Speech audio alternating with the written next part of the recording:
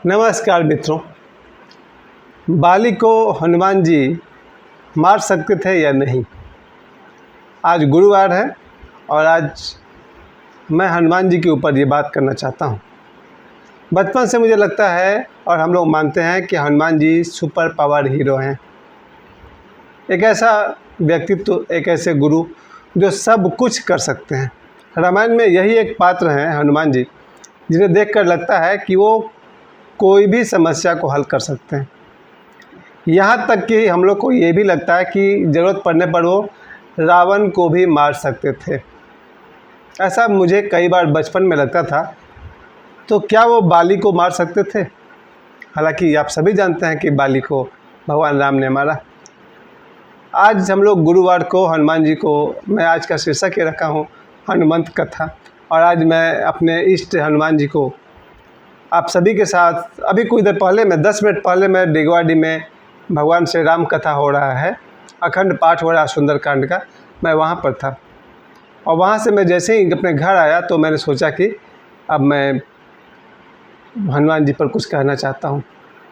बचपन से जिस तरह से, जिस संस्कार में हम लोग पले बढ़े, एक हिंदू सनातनी परिवार में मेरा जन्म होने के कारण बचपन से पिताजी मुझे रात को सोते समय, रात को उस ज़माने में लोग 9 बजे रात के पहले सो जाते थे, तो मैं अपने पिताजी के साथ सोया करता था।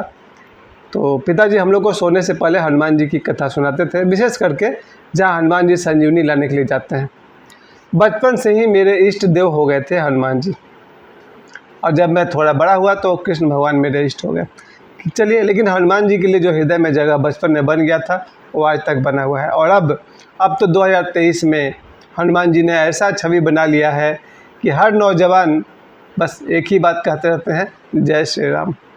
मेरा बेटा भी, मेरी बेटी भी, और कितने सारे नौजवान हैं जो हनुमान जी का वो फ़ोटो अपने मोबाइल पर लगाते हैं, अपने मोबाइल के वॉलपेपर में लगाते हैं। अब हनुमान जी का युग लौट आया है। और जब से पंडित धर्मेंद्र शास्त्री जी ने बालाजी हनुमान जी के नाम पर कहना शुरू किया, और सभी लोगों के मन में हनुमान जी का इमेज है और उभर कर सामने आया है। क्या है हनुमान जी? इससे पहले ही मैंने अपने एक वीडियो में बताया था आप लोग को, लेकिन आज मैं हनुमान जी को, एक तो वो स्वयं ही भगवान राम के भक्त हैं और हम लोग हनुमान जी के भक्त हैं। पूरे रामायण में अगर कोई उभर कर सामने आते हैं भगवान राम के बाद, तो हनुमान जी उभर कर आते हैं। आधे रामायण तक पहुँचते पहुँचते तो हनुमान जी का ज़्यादा कुछ रोल नहीं दिखता है। मैं तो कहता हूँ भाई, बहुत आभारी हूँ रावण का। अगर रावण होते ही नहीं पूरे रामायण में, तो हनुमान जी का इंट्रोडक्शन पता नहीं किस तरह से होता। किसी कथा में अगर खलनायक ना हो, सिर्फ नायक हो, तो पता नहीं वो कहानी कैसे चलती। रामायण में शुरू में ही भगवान राम, शुरू के आसपास में ही माता सीता, बालकांड तक दोनों का शुरू हो जाता है। और फिर बालकांड के बाद अयोध्या कांड, अयोध्या कांड के बाद अरण्य कांड, अरण्य कांड के बाद किष्किंधा कांड। वहाँ तक आते आते कहानी में एक मोड़ आता है जहाँ रावण माता सीता को हरण करके ले जाते हैं। यही वो जगह है जहाँ से हनुमान जी की एंट्री होती है, क्योंकि वहाँ से भगवान राम माता शबरी के पास जाते हैं और माता शबरी उन्हें एड्रेस देती है कि आप किष्किंधा जाइए। और जब भगवान राम और लक्ष्मण किष्किंधा नगरी पहुँचते हैं और वहाँ के एक पहाड़ के पास पहुँचते हैं, उन्हें मिलना है, भगवान राम को मिलना है सुग्रीव से। और यहीं पर हनुमान जी का एंट्री होता है, प्रवेश होता है इस कथा में, कि सुग्रीव को कोई आकर बंदर खबर करता है कि कोई 2 मनुष्य आए हुए हैं और हमारे ही तरफ बढ़ रहे हैं। ऐसा सुनते ही सुग्रीव घबरा जाते हैं और कहते हैं कि हे हनुमान, जरा देखो तो कौन 2 शत्रु आए हुए हैं जो हमारी तरफ बढ़ रहे हैं, कहीं उन्हें बाली ने तो नहीं भेजा है। और सुग्रीव बाली के भय से ही उस पहाड़ पर छुपे हुए हैं। और सुग्रीव अपनी सेना तैयार करते हैं, हनुमान जी, जाम्बवान और बहुत सारे वीरों को लेकर के, ताकि वो बाली से युद्ध कर सके और अपना खोया हुआ राज्य कहिए या खोई हुई पत्नी कहिए, अपना अधिकार वो वापस पा सके। यहाँ से सुग्रीव कहते हैं हनुमान जी को कि हनुमान, तुम ही चतुर हो, चालाक हो, बुद्धिमान हो, जाओ पता करो कि ये 2 महापुरुष कौन हैं। और भगवान राम और भगवान लक्ष्मण मुँह से निकल गया, पर क्या गलत है, सब कोई भगवान ही है, अपनी अपनी दृष्टि की बात है। वरना आज तक तो लक्ष्मण जी को कोई भगवान नहीं कहता है। संजोग की बात है, वहाँ पर हनुमान जी पहुँचते हैं और भगवान राम और लक्ष्मण जी को अपना परिचय देते हैं। उस कथा आप सभी जानते हैं, किस तरह से हनुमान जी अपनी चतुराई का परिचय देते हैं। और जब हनुमान जी को पता चलता है कि ये भगवान राम हैं, ये लक्ष्मण हैं, इन्हें सुग्रीव से मिलना है, तो हनुमान जी राम और लक्ष्मण को अपने कंधे पर बिठा करके सुग्रीव के पास लाते हैं। यहाँ एक प्रश्न उठता है। पूरी बात सुनने के बाद भगवान राम कहते हैं कि ठीक है, बाली को मारना है, क्योंकि बाली ने अन्याय किया है सुग्रीव के साथ। सुग्रीव के पत्नी का भी उसने हरण कर लिया है और सुग्रीव का जो अधिकार का राज्य था वो भी बाली के हाथ में है। उस राज्य पर दोनों भाई का अधिकार होना चाहिए था, तो बाली ने उसके हिस्से का राज्य का भी हरण कर लिया है और उनकी पत्नी का भी हरण कर लिया है। ये सुनने के बाद भगवान राम बहुत क्रोधित होते हैं और कहते हैं ठीक है, मित्र का मदद करना मित्र का कर्तव्य है। यहाँ से मेरे मन में प्रश्न उठता है, क्या हनुमान जी बाली को मार सकते थे या नहीं मार सकते थे? क्योंकि आप सभी जानते हैं कि हनुमान जी भगवान शिव के रुद्रावतार हैं, इसलिए मुझे लगता है कि हनुमान जी के लिए कुछ भी असंभव नहीं है। उस कथा में, रामायण में, मुझे लगता है ऐसा कोई भी पात्र नहीं है जो खलनायक हो और हनुमान जी उसे नहीं मार सकें। तब हनुमान जी और सुग्रीव सभी भगवान राम को बताते हैं कि बाली के पास वरदान है कि जो कोई शत्रु उसके सामने आएगा उसका आधा बल बाली को मिल जाएगा। अगर ये वरदान है तो इसके होते हुए तो हनुमान जी बाली को नहीं मार सकते हैं। सीधी सी बात है, बाली वही गदा युद्ध वाले हैं, हनुमान जी भी गदा युद्ध वाले हैं, दोनों का मसल्स पावर है। लेकिन अगर बाली को कोई वरदान प्राप्त है तो ईश्वर की एक बहुत सुंदर व्यवस्था है, यदि कोई तप करेगा तो उसे वरदान मिलेगा ही मिलेगा। बाली ने अगर कोई विशेष तप किया है उसे वरदान मिलेगा। आज का बुरा से बुरा आदमी भी अगर कोई विशेष श्रम करे, मेहनत करे, तो उसे उसका फल मिलेगा। ये ईश्वर की व्यवस्था है। अगर कोई बुरा आदमी भी धन कमाना चाहता है, कमा सकता है, वो श्रम करेगा, उसे ज़रूर मिलेगा। ये मुझे बहुत पसंद है। मैं बचपन में सोचता था कि राक्षसों को, असुरों को वरदान क्यों मिल जाता है, क्योंकि बाद में वो लोग वरदान का दुरुपयोग करते हैं, ये अलग बात है। लेकिन कोई भी व्यक्ति अगर श्रम करता है, तप करता है, उसे उसका फल मिलना ही चाहिए। आज मैं इस बात से एग्री करता हूँ, राजी हूँ कि असुर हो या कोई भी हो, अगर किसी ने तप किया है उसे वरदान मिलता है तो मिलना चाहिए। अब वो वरदान का सदुपयोग करे या दुरुपयोग, उस हिसाब से उसे भुगतना पड़ेगा। चलिए, बाली के पास ये बल तो है। एक जगह पर मैंने ये कथा देखी है, सुनी है, जहाँ कहते हैं हनुमान जी बाली को कि बाली, मैं तुम्हें अभी मार सकता हूँ और तुम्हारा वरदान काम नहीं आएगा। क्योंकि बाली को जो वरदान है कि जो शत्रु तुम्हारे सामने आएगा तो तुम्हारा बल आधा हो जाएगा। हनुमान जी कहते हैं मैं तुम्हारा शत्रु नहीं हूँ। ज़रा सोचिए, कितनी बड़ी बात कहते हैं हनुमान जी। बाली के सामने हनुमान जी हैं मगर शत्रु भाव से नहीं हैं। ऐसा भी हो सकता है कोई व्यक्ति युद्ध करे और उसके अंदर कोई शत्रु भाव नहीं हो। पूरे रामायण में आप देखेंगे कि राम और रावण के बीच भी वैसा कोई शत्रु भाव नहीं है। ये बहुत गहरी बात है कि युद्ध चल रहा है, सब कुछ चल रहा है, लेकिन कोई शत्रु भाव नहीं है। और हनुमान जी किसी के वैरी नहीं है, किसी के शत्रु नहीं है। और इस तरह से आप देखते हैं कि कथा के अनुसार भगवान राम ही बाली का वध करते हैं, जो उचित है।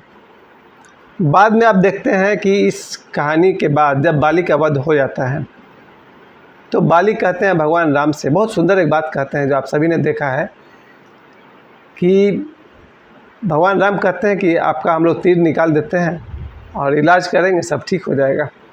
बाली कहते हैं कि हे प्रभु, जन्म तो बार बार मिल जाएगा, लेकिन भगवान राम के हाथ से मरना बार बार नहीं मिलेगा।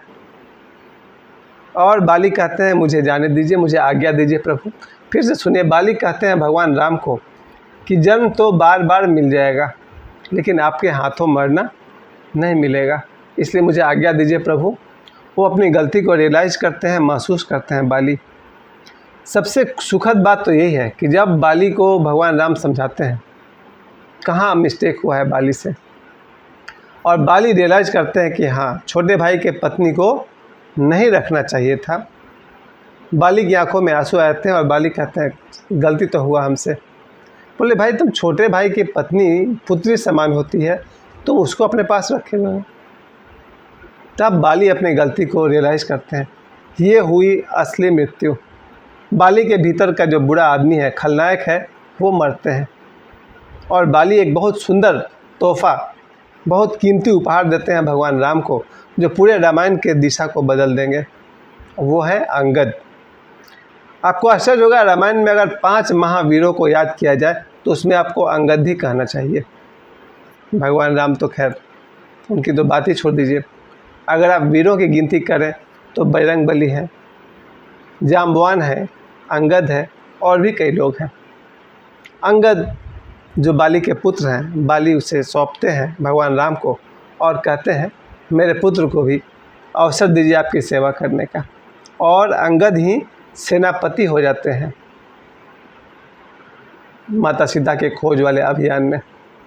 जब माता सीता के खोज में सभी कोई निकलते हैं तो जो लोग, जो सैनिक, जो टुकड़ी, जो ग्रुप दक्षिण दिशा में निकलता है, उसके नेतृत्व करते हैं अंगद। रामायण के महायोद्धाओं में से मुझे अंगद बहुत पसंद है। अंगद में जो विनम्रता है, अंगद हनुमान जी के भी कमांडर हैं, सेनापति उस दिशा के।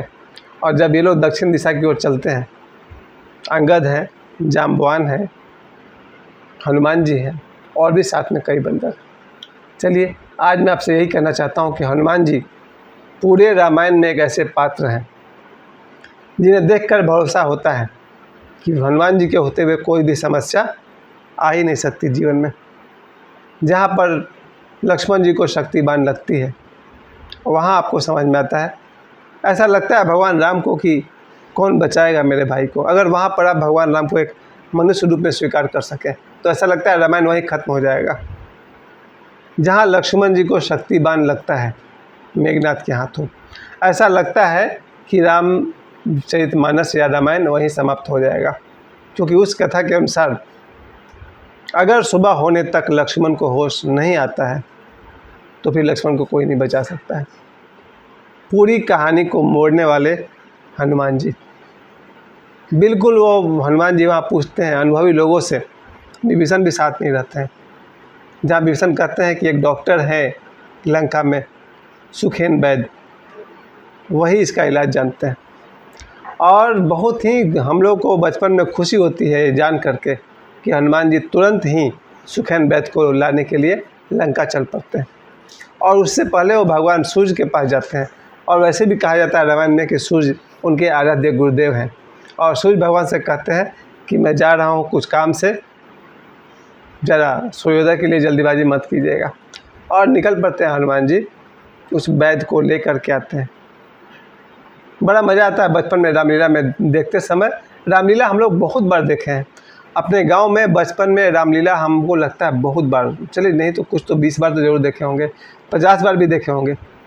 क्योंकि रामलीला हम लोग के ज़माने में होता था, आज नहीं होता है। हम लोग 1980 या उससे पहले की बात कर रहे हैं।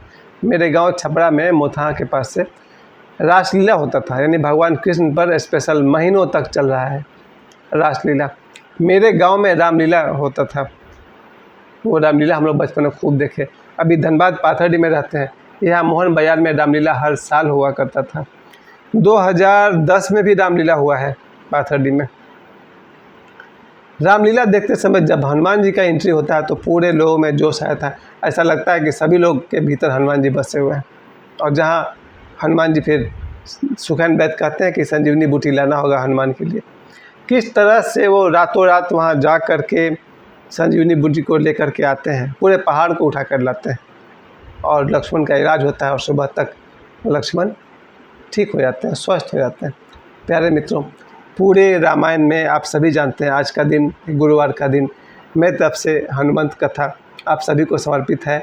और मैं अभी भी कहता हूँ, ये मैंने अपने गुरु से सीखा है। हनुमान जी मेरे गुरु ओशो से मैंने सीखा है कि भगवान राम हो या हनुमान हो या गौतम बुद्ध हो, कोई भी सिद्ध से आप कभी भी संपर्क में आ सकते हैं। बस स्टे ओपन, खुला रहें, रिसेप्टिव रहें स्वीकार करने को तैयार हैं तो हनुमान जी से आप अभी का अभी मिल सकते हैं। और मिलने का अर्थ तो मेरे लिए एक ही होता है, हमारी आत्मा और हनुमान जी की आत्मा दो है ही नहीं, इसी का नाम भक्ति है। जब प्रभु और भक्त एक हो जाते हैं उसी को भक्ति कहते हैं। और मैं भी अपने बल पे कहता हूँ, बचपन से लेकर के आज तक हनुमान जी से हम लोग की जो प्रीति बनी हुई है वो बढ़ती गई है। हमारे और हनुमान जी के बीच दो का कोई भावना ही नहीं है। आज गुरुवार है, आप सभी के जीवन में हनुमान जी की कृपा बनी रहे। इसी के साथ मैं आज के हनुमंत कथा को विश्राम देता हूँ। जय बजरंगबली, जय श्री राम, जय सीताराम। धन्यवाद।